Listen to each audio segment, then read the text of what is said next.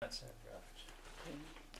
And then our oldest daughter, she worked for her husband. Mm-hmm. They got a demolition landfill, so she works for him. And then Donna works in Winston-Salem. She works for the Burnett Industries. And Judy, when you get set, Yeah, we're set. okay, Now what? I'm going to get you to tell us once again the story of this picture and the rip. Because I want to make sure that we get it kind of tight, so that we can get the whole thing just from the beginning. Mm-hmm. Just as though you never told it to us before. Now it's your turn. Yeah, that's Do it. it. Yeah. Okay. It's I your forgot turn. what I said to start Okay. with. Well, you don't have to. You don't have to remember that. Just Well, it's You're going just, to tell okay. who come and Yeah, made it and okay. so forth and so on. Oh, wait, excuse me. Could you turn that light back on? This one? Yes, please. Oh, I thought y'all went through. I'm sorry. thank you. Go to your room, Robert. And don't flush the toilet. it's like I told a guy at the Coliseum when I was working up there, and this policeman come in and said, I have to talk a little louder. the policeman come in and said, "Can I use your phone?" I said, "Yeah, flush it when you do." No, this guy, I had. When you were get it. Turn your picture around, please. You ready, Judy? Yeah. Okay. Yeah. Okay. I had just come in from town or somewhere, and this guy came in and told us his name was Kenneth Whitsitt, and that he would like to make a picture of our family to be put in the paper in New York City. So he got us all lined up, and as I said before, Earl had just a little tear across one of the knees of his pants, and he grabs it and rips it. And he said, "That'll make a better picture." Said, what we want to do is let the people up north know how the people down south are faring during this strike. So that's what we did. How did you feel about that? I didn't like it right then because I wasn't ready for something like that. If they'd give me time to kind of take it all in, I wouldn't have minded. But you can see from the sourpuss look on my face. Now, how do you feel about what your father did during that time? I'm proud of him. I'm proud of the fact that he wanted to do it. You might tell us what he did. Well, he went out and gathered up vegetables and anything that farmers would give him, potatoes and onions and carrots and green beans, just anything. And he'd go about once or twice a week down through the country and get up a bunch of vegetables, and then he'd go around to the bakeries and they'd give him bread and cakes and cookies and just whatever they happened to have. And then he'd take it all out to the store and put it upstairs. And they had just like a commissary upstairs. He'd tell them just anybody that wanted it to go out and get what they needed. They'd give them canned milk and just all kind of. Some of the stores would even give them canned goods, like dented cans or something. They'd take it, stack it up. I tell you. But he sure did a lot towards feeding a bunch of those people and keeping their hair cut. Tell us about the haircut. People would come out on Saturday, starting early Saturday morning, and he'd take his straight chair out and sit it up out there. Mama would let him have a sheet, and he'd put a sheet around them. He'd cut all their hair. He'd get one, get him out, and get another one. He'd finally get them about lunchtime. He'd get finished with all the haircuts. Do you have any pictures of your father doing that? Cutting hair? No. No, because Mama really didn't take that many pictures back when we was small. Because like I said, I've only found one that I've got. I was 13 years old. Another one when I was about 10. It's about the only ones that I've ever found that. Now, if I could have found my Aunt Daddy's oldest sister's trunk, if I could have got a hold of that, I would have got me some pictures. Because she Aunt Panthers, that was his oldest half-sister, and she kept a trunk. And she was like myself. She kept newspaper clippings and pictures and her Bibles. In fact, she was one had to prove how old my daddy was before he could draw his Social Security. Well, you know, That he was born. so many of us keep reading in the books and so forth that Southern workers can't do anything for themselves. That's one of the reasons I'm so pleased to hear this kind of thing. Could you talk about that? Well, I've told you it's about all I can tell you about. Cause my dad worked hard. I mean, when he wasn't at the mill working, he was out on somebody's car fixing the car for him. And when he get through, they'd say, "How much owe you, John?" Or, "You don't owe me nothing. Maybe I can get you to do something for me sometime." And just things like that. And Mama, she had two doctors especially, Dr. Van Matthews and Dr. Gallant. If some woman around there was having a baby, he'd call Mama. Send somebody after Mama. And she'd go help him bring that baby into the world. If a kid got hurt, she'd go help the doctor. Because then the doctors came out to the house. And this one little girl got her whole heel practically cut off, stepped on a broken Coke bottle. And they called Mama, and she went down there and had to hold that kid's foot while the doctor sewed her heel back on. So she did all the nursing around there. Anybody was sick, they called Mama. But what do you feel when you look at these pictures? Take a look through them, and you see people really standing up and doing something that we've never. How come we've never heard of this quite before? Look through all that. Well, like if you think back, like we were saying, these people, my parents, our neighbors, we did, as kids, we didn't know anything that was going on. Nobody told us anything. Our parents did not believe in solving your problems with the children. They were solved between the adults. We went out, we played, we'd go play hide and seek, hopscotch, jump rope, whatever have you, or sit on the front porch and sing some stupid little old songs of some sort. Don't ask me what they are, because I don't remember them. But then we had places, things to do, and we could stay out at night where children of the day couldn't But look do. at these pictures, Ruby. You're 16 years old there. You see, I mean, I'm just talking, like, even looking back right now at these photographs of all these people trying to change the course of their life. I mean, when we show these pictures to people, they are just stunned, and you happen to be in them. Well, tell them they shouldn't be stunned, because that was the happiest days of our lives. People of today, and I'll speak for myself, you're miserable. You're miserable, Dave, because you go to the store, everything's done went up 4 sheets in the wind for you. You can't afford it. Not really. But you do. You have to buy it. There's no way to get out of it. Back then, the children were satisfied with a tomato and a cold biscuit. We were satisfied with a pot of pinto beans. Why were they on strike? What was going on then? They was trying to get them to raise their wages because they wasn't making a decent wage that they couldn't even live on what they were making. It's hard to go out here, and if what they were making, they wanted more because they wanted to offer more to their children. Be able to take their children. How it would have been nice to be able to take your children down and buy a pair of shoes, instead of letting your child walk around with a big hole in the bottom of them, or walk to school with the hole in the bottom of the shoe, Or walk and around barefoot. 6 or 8 inches of snow. And back when we were kids and you had snow, you had snow. And don't we took have off it our now. shoes. We washed our feet the first morning in May and left our shoes off. And we didn't wear shoes no more till last September. And see, Daddy could bring the leather pieces home from the mill.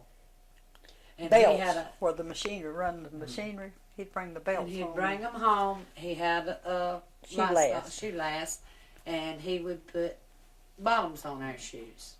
He put heels on our shoes. Okay, if he couldn't get any, and we had a hole in it, then we stuck a piece of cardboard in there, and we went on to school with no problems. and it didn't bother us to go to school.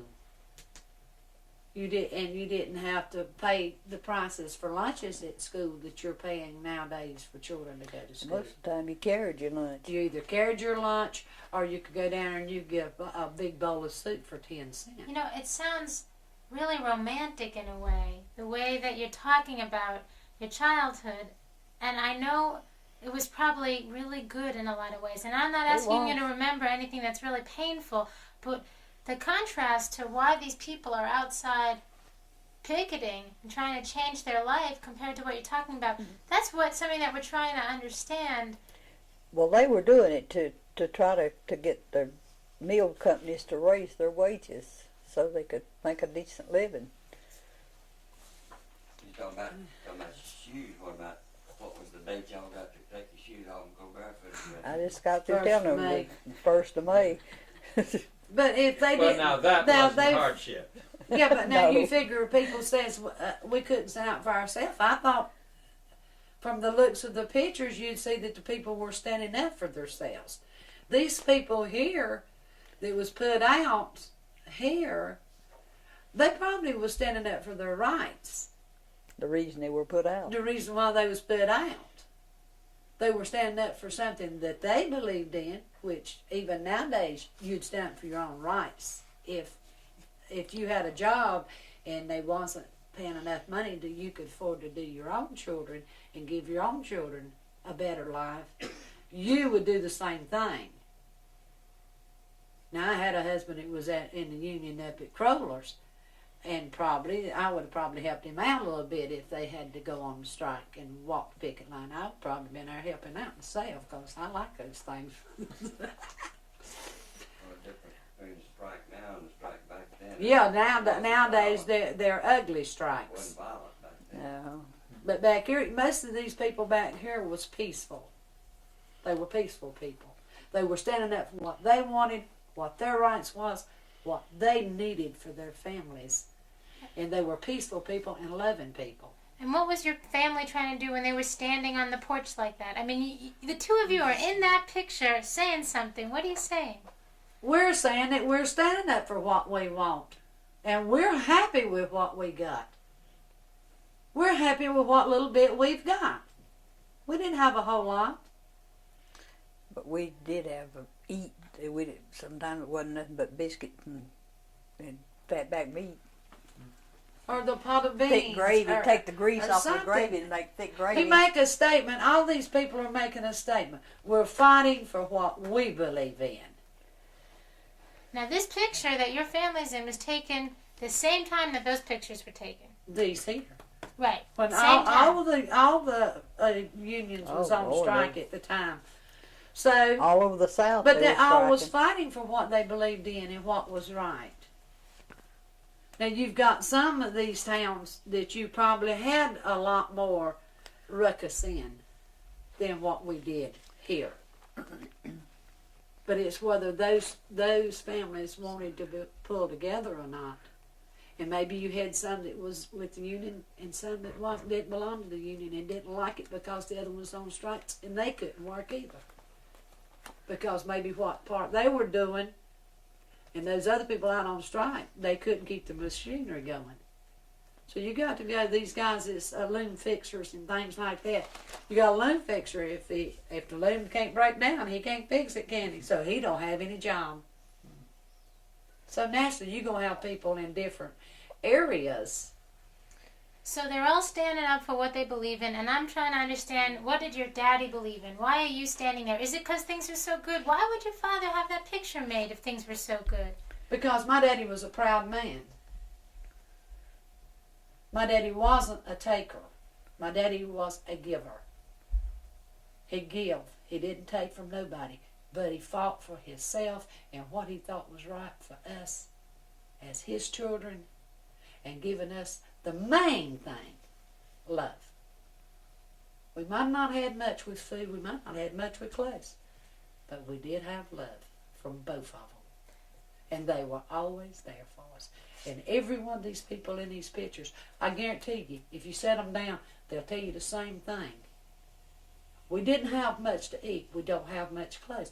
But we did have one thing. We had love. And there ain't nothing can take that place. No amount of money could take that. And I wouldn't trade this for everything you got today. That right there. If I could go back at my age now, like this, that's where I'd be. That's exactly where I would be. Because I wouldn't trade my growing up life for all of this life you got here. These fancy things don't bother me. I don't care nothing about your washing machines and dryers and things like that. That's no big deal. But ask her where I put my clothes. She still hangs hers out on the line. I don't care how cold it is. Winter or Mine goes summer. on the line. You get out, you push the grass. You don't have to ride the lawnmower to mow the grass. Now, I've got a riding lawnmower. I do mow my field with it. But I'd rather have a push mower. And our push mower was a click-click mower. It didn't have the gas mower. It just went over and it click. Why is it? I'm asking, we've been talking to people, George, chime in. We've been talking to people all over the South about these pictures and about this period of time. And it's like a big secret. People standing up for their rights is a big secret. And you didn't even know that your uncle, it's true? Tell me again. Uncle Tell me in a Howard. full sentence. You didn't know about Uncle Howard Payne? I did not know that he was president of the United Workers Association. It was a textile union. But as many times as I went after he retired from the police force and moved back to Charlotte because he had went to Florida to live. And me and him and Aunt Dolly was sitting and talking about, like when Grandpa lived down at Logie Street with them, and Mom and Daddy on Louis Avenue, and the mill workers. He never mentioned it, even now. And Uncle Howard ain't been dead 2 years, right? And it's been 2 years now. And he didn't talk about it now. And he was a very, very private person. That man was private from till he died. Am I right? Yep. They were working the people to death for starvation wages. That's why they struck. What did he say? He said when they worked you to death for starvation wages. That's why they struck. That's what your cotton mills did. They hired you for less salary than any place else would hire you. My daddy went to work in the mill when he was 9 years old. And I think he was making like $1 a day. I doubt it, because I went to work in 1936 for $1 a day.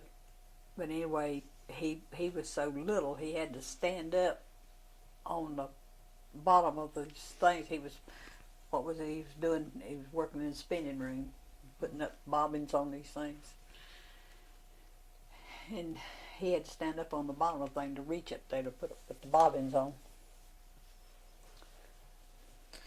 And the people of today, if the people of the day has never worked in a cotton mill or never been inside of a cotton mill. You know what? You're going to have to do me a favor. What? I like what you're saying so much. I want you to say it in focus. You were saying if the people of I today... said if the people of today, here in 1992, if they had to work in a cotton mill today, they wouldn't do it. Everybody says, I've got a hard job. I work hard. They don't work half as hard as these people did back in 1930s and 40s in the cotton mills. Well, them striking is what's got people now making a decent wage in the mill. Yeah, that's right, because it's the same thing that they're trying to do now when they strike. They're only trying to get what? Like you need an increase Equal wage. for food and the house, and you still got people out there now that can't have it. You can look at the people today. You feel sorry for those people today than you would have felt sorry for us back in these days. When we was children and when we were growing up. Because the people of the day has it harder because they don't raise gardens that much no more. There's nobody out there to give you a jug of milk, a bucket of milk, whatever, or a little pat of butter. They don't make that stuff nowadays. So you got to go to a grocery store and buy it. And who can afford the grocery stores? It's not easy. Did you, and you worked in the wheat room, Mhm. Could you talk about the lint and the air and the breathing and all The of that? humidity. Terrible. Talk about The, that. the humidity in there was horrible. They had these little things that sprayed air mist out through there because if they didn't keep it wet, and then the threads would break. And I build batteries. We have to take a thing of string, put it in here and bring it in, wrap it in here so it would come out, but go into the shuttle and we back and forth to make the cloth. Well, And lint, it was so thick in there you couldn't hardly see. do you not have the shuttle lamps? Huh? You don't have the shuttle lamps. Where's your shuttle candle lamp? Hall.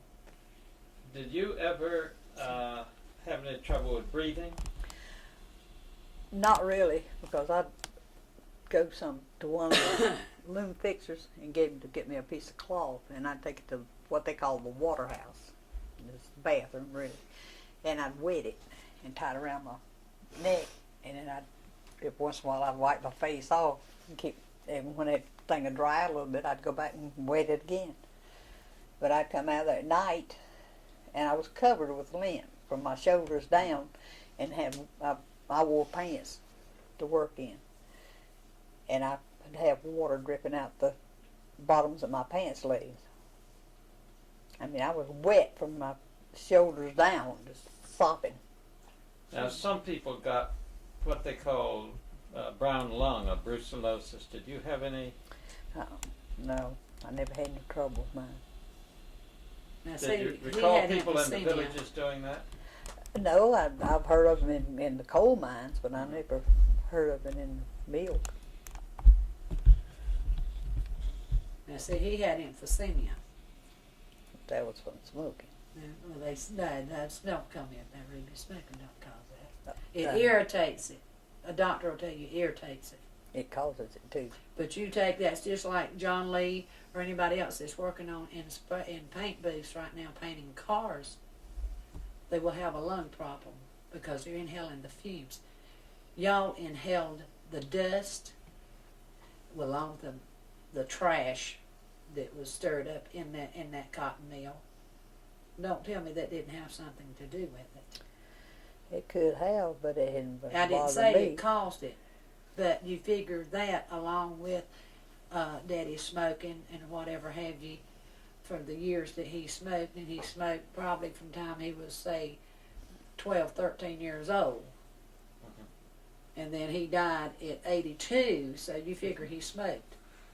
He did not give his cigarettes, that man. No, you don't let me take the cigarettes out. But that would help cause lung troubles, just like John Lee and them will have lung troubles from painting cars. You inhale the fumes off that, it's going to cause lung problems. So, a lot of things might have been caused their health problems as we came along. Their health problems, not ours, theirs. Because they seen that we had what we needed. And like he'd went to work many times and didn't even have a nickel to buy that Coke off that dope truck down there, or dope wagon, as they called it. He didn't have the money to buy a Coke. And he would do without the Coke so we could have the bread. So like I said, at the time when we were coming up, you went down to Covelson's grocery store and you asked for 15 cents worth of meat or 10 cents worth of, say, bologna or whatever have you, you got a stack like this. You didn't get 2 or 3 slices. Go in there and buy you one piece, it's going to cost you 10 cents just to get a slice of bologna or a slice of ham, whatever. But you went down there, I mean, you got good meats. We and got they sliced them. sausage and bacon It was still costing and an hour's liver wage, mush and stuff, 2 Yeah. pounds for $1. I mean, 2 pounds for a quarter. Cost an hour's Many wage a time. to Did Yeah. you ever hear about the union again? After all this was Nobody's never ever talked about it no more. Nobody has never mentioned the union since the mills went back into their working habits, and everybody went on about their business. And we lived and we grew up. We was taught that we worked. We had our choice of work, what we wanted to do. Most of them worked in the mill. Most of them enjoyed it. Did they? Well, I guess they did. They worked there. Instead of going out finding something else, there was other jobs later on in the years. The thing of it is, most of us that went to work in that, we didn't know anything else. We didn't know how to go out and get a different job. But see, then I come along and I decided I didn't want to do this. So I knew I had to go out and find me a job. Get me something easier to do. It wasn't as much that. When they got off from work at 11 o'clock, and you may think it's a lie, but I've seen my daddy do it many times. In fact, I've seen Belk do it too. Come out of that mill and start up the street and get home, and you could take your clothes and do them this number, and the water come out of your clothes. And that wasn't just the shirt. That was the pants, the underclothes, the top shirt, whatever you had on. It was full of water. That was hard work in that place. The job itself might not have been what you would call hard, but when you work in a place that is like the inside of a cotton mill, that's Like hard 110 work. in the shade and no shade. That's right. Now, I mean, these people at the mill, I mean, we had barbecues The at mill, mill. the At mill the gave you mill. barbecues? The mills had barbecues for everybody in that section that worked at that mill. My daddy was the clown, the company clown. He dressed up as a clown. He rode a moped. We went down on Saturday. You had guys down there playing country western music, religious songs, whatever. You eat all the barbecue you wanted. The younger kids, we run, we played, we climbed, we done anything we wanted Had to. dances. Then we got old enough so we looked for the guys. That was way after the strike. Oh, Yeah, this was way after the strike. Was that But just then- on 4th of July, or was it every Saturday? What? No, it was once a year barbecue that they had. For the whole and it was mill for village. the whole mill village, as they call it, which you had Pilgrim Street, Louis Avenue, Parkwood Avenue, Parsons Street. All of that was considered Louis' Mill Village. And you Now, all could go out there. in to it. some places, like say Easton and Georgia, for example, the superintendent of the mills was also the superintendent of the Sunday school.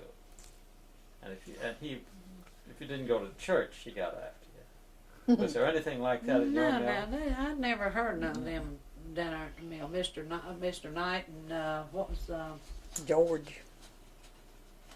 was his name? The one that lived right straight across and right in front of the mill, in the mill house. Now they had the good houses.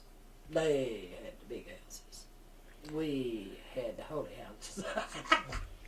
But that didn't bother none of us. I mean, that was the catch. Even your boss men, the big overseers and all that, they lived right across the street from the mill. And they had the huge, big houses. They had better than we did. Their kids dressed better than we did.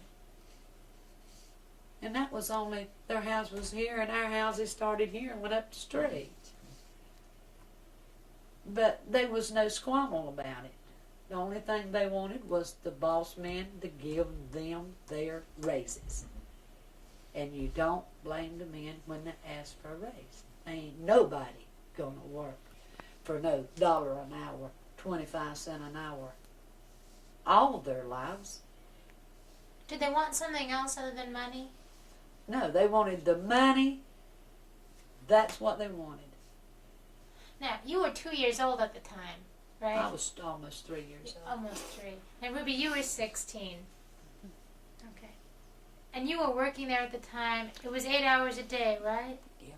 Okay. No, back No, then we was working 10 hours a day. 10 hours. At the time of this strike, I think it was 8 hours. Do you remember when they went from 10 and a half to 8? It was after I went to work there that they went to 8.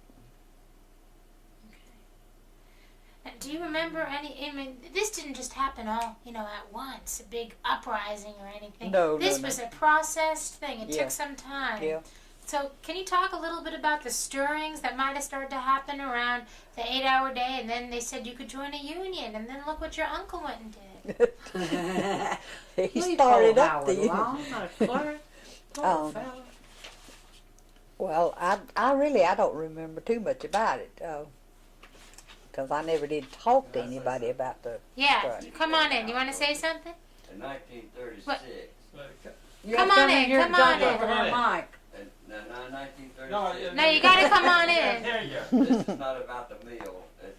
I'm going to talk about in 1936 when Roosevelt Yeah, well, that's exactly why I want you to come in, because I want to hear about Roosevelt. they passed the National Recovery No, Act. no, no. Why don't you come on in? You can't talk from that chair in there because we can't see you. She wants to look at you, Herman. Well, that's Now, what'd you tell me this evening? You wanted somebody to look at you? Look. Talk now. well, talking about the meal going on 8 hours. About 1936, Roosevelt passed the National Recovery Act, and you couldn't work but 8 hours a day. Any time over 8 hours was overtime. So that's when the mills started paying pretty decent salaries, is the way I See, understand that was it. after the strike was over. Yeah, that was way after the strike was over. That's when they worked 8 hours, I think. But I think the strikes and all is what caused the president to make that ruling that they couldn't work on but 8 hours. Any time over that, they had to pay them overtime.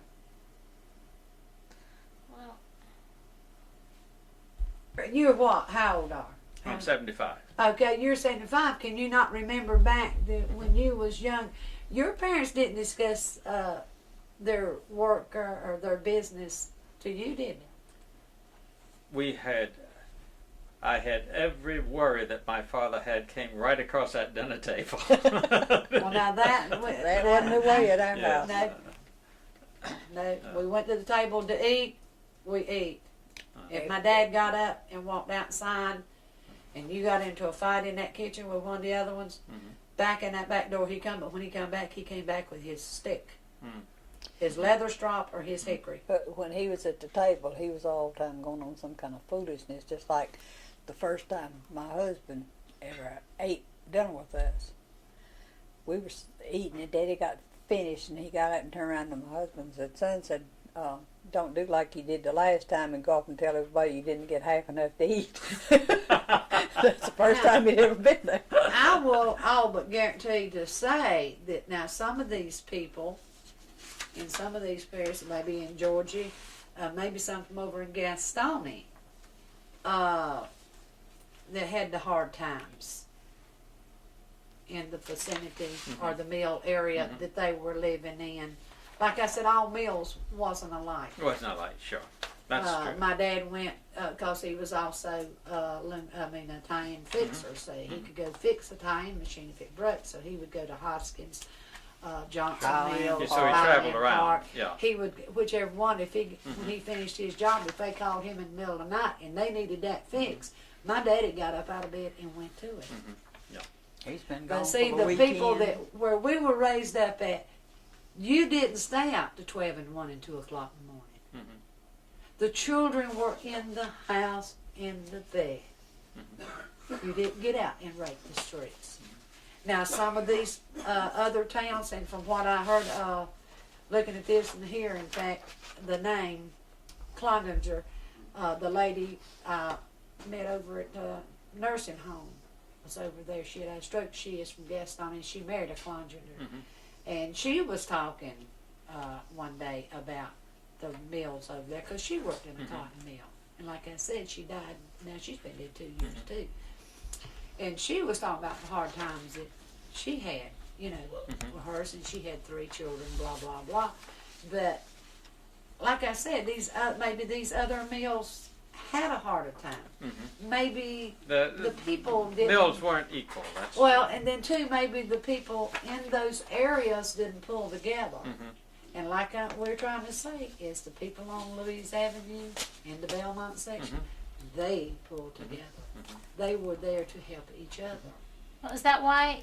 Is that why you were all? Is that why they're all so well organized? This is the only photograph I've seen where your uncle's sitting in the mill. Oh, that's Ruby's got. Where's it at? Right, that This one. right there. That one. That's the only one that I've ever seen where they're all together in a house in the mill village talking about, as a the union, union. talking about this strike. Probably one of the others' houses, because this doesn't look like one that I remember seeing the inside of. Here. So this could have Probably a been meeting place out there on the corner somewhere. probably, or maybe in the back of the beer joint, which has been logical. So when you look at these pictures and you see your uncle in there like that, and you knew all those men, right? Most of them. What do you think? Most of them I worked with. Well, I've always highly admired all of them that's in here that I know. The McCoys, Wilsons, naturally my grandfather, In fact, that Wilson guy lived 2 doors down two from doors us. down from the house. These are people that we admired as children growing up. We played with their children. We went in their houses. They watched after us if we was in their yard. Daddy did the same thing if they was in our yard. All of them were treated alike. If they were at your house and they did something they didn't have no business, your daddy would jump on them the same as they would you. And it was We the same wasn't with allowed to everybody. disobey the older people, and that's what I'm talking about. These people that you got here that's having the rights and things, they didn't, undoubtedly wasn't working together, or the people didn't pull together. The reason why it looks like a riot is because they're on strike. So they're not fighting with each other. No, but I'm talking about the ones that has the The guy, officers and The things state- in, yeah, The guards, Okay. The national guards. guards and things that's in there to hold down and keep peace in these areas. That's what you'd have to say. right. Well, actually, they were brought in. The guards were brought in by the governors Yeah, to try and keep keep peace. peace. And those areas, but that's what I'm talking about. Didn't see none of that. I never seen any of that in our section. But one other question. Do you remember the National Guard coming to the mills? Not in Charlotte. Not Louise. What happened when the strike was over and everyone had to go back to work? They all went back to work, just like they hadn't anything happen. See, that's what I mean. And your daddy got his job back? No problem. Oh yeah.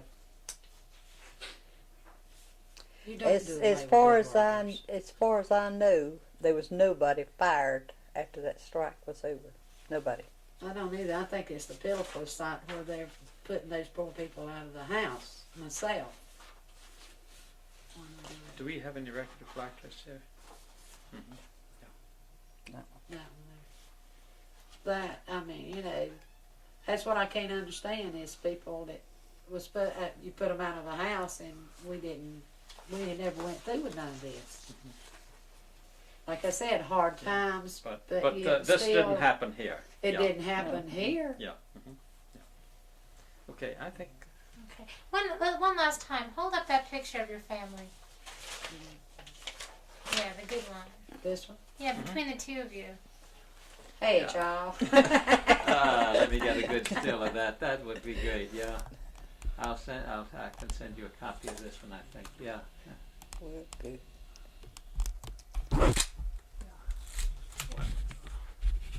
As they always say, one more. Yeah. What's your depth of field, Judy? You got any? She's up there playing around. Yeah. I'm over here playing around with trying to focus. Okay, could you tilt the picture a little? Ah, that's it, yeah. I got it. Did you hit the red button? I did. Okay. Now, could you go over and tell us who these people are? Who, Ruby? No, Yeah, you do that. Ruby. And you can start with saying we're good-looking kids. Okay. Oh, we're beautiful children. Okay, and then start with your father. Don't talk in the third person. Say my daddy or me. Or... Okay. This is my dad. This is my oldest sister. This is my mother. This is my twin brothers, Amos and Andy. This is my sister, Dorothy. This is Bob, R.D. And this is Earl. And this is me. Is that what you wanted? This is me. And what is your daddy and your mama, and what did they tell you to say? What were you saying with your eyes when you were making this picture? They didn't tell us to say anything. I mean, You know what I mean. Mr. Whitson. You got to know these Belk people. They're show off.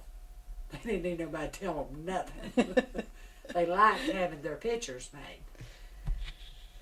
Except for Ruby, if you notice, she has a frown on her face. Look at it. Probably you couldn't find what you wanted that day, Ruby. Huh? You see, Probably. Probably not. I got it quite covered, well covered. Great. Sure. I'm just still, when I tell people that we found the people in this photograph and what you were They trying got to so do. excited. They do. They get so excited. Particularly because the photograph had a mission. And, oops. Well, to me, the mission would be that we're doing fine. Can you say, but you're not doing fine. There's a strike on. Well, Why are we're you doing making this? fine. You're We're 2 years alive. old. You don't know. You're We're a little alive. kid. Wouldn't you say? Yeah. Come on, We're Ruby. Why are you making that picture? What was the mission of that photograph? Don't I sugarcoat it. didn't really know because I had just walked in and they said, get up here and we're going to make your picture and that's it. And I think that was exactly the way it happened. That's true. Yeah, I think But that's exactly the way it happened. From He snapped about 3 pictures and that was it. when Mama was telling about the man tearing Earl's and them pants, was the idea was to make the people up north make it look worse than what it was. That's what you're showing. Because I remember now, she said, he said, we're going to tear these pants so it will really look bad. So he tore the pants to make it look worse than what we were having. The pants was tore to begin with. Wouldn't that been logical enough? So to make it look worse than what it was. And that's why I said, these other people in these other places, it was getting thrown out. They were having it worse than we was because we were pulling together. And you had other people that probably had others in their vicinity that didn't pull together with them. Well, So you got your point. There's your point. And he's Y'all wearing were a- practically starving to death and didn't even know it. No, like I tell everybody. did your daddy always wear a suit? He's so well dressed there. No, He looks no, wonderful. No, He had been somewhere that day when he I came in. I don't remember where he had been, but he had been somewhere and he'd come back in and hadn't had a chance to undress because he usually wore jeans and shirt. Did the picture ever get up north? Oh yeah, it was in the paper up there. you live up there. Why don't you go? I've been and looking for find it. You Well, haven't been able to find I it. haven't been able to find it yet. We've Did looked and looked and looked. Ah, Haven't been cool. able to find it. but you say it did get up Yeah. north. That was supposed to have certainly been what the copy that I've got was made out of the one that was in the paper. Yeah, have you seen her picture? We haven't seen No, your she picture. hasn't seen mine. See, mine Well, is on a piece are we of going to be cardboard. coming out tomorrow morning? Well, we're gonna go to your brother's tomorrow, so maybe we To could Earl's? so maybe we could swing by and you could show us the copy that you have. Would that be okay in the morning? Not in the morning. I won't be home in the morning. What time will you be home? At lunchtime, when Oh, I okay. fix my husband's lunch and my Okay. son's lunch. Okay, it's like 12. So, well, I have their lunch. Wayne gets there about 12:15 or 12:20. Okay. I think we better hold up. Yeah, these- yeah, these- yeah, cut yeah. these people I up didn't too mean long. to upset you. Did I upset you? No, Okay. no. I got some she beautiful didn't. pictures of the two of you Oh, with that well. picture. Good. In color, with color with this red shirt. Yeah, you look good with that red shirt. I look good in my blue-gray. It really is. In my blue girl. No, by the way, that made a big difference. because the contrast, that white, Uh-huh. and it just glares in the Yeah. picture. Well, if I'd So known that, I'd really, have worn my I one. really appreciate you I'd have doing worn that. my band shirt, my yaller. I'm bad. One other thing that I think she wants you to cover up your Dixie. Oh, was that? You didn't like my Dixie? Oh no, I think your Dixie's fine. Aren't you ashamed of yourself? No, I would never You cover up don't your like us Dixie. saying other people. I'm here, child. But really, that photograph is just. I feel like you're sending everybody a message.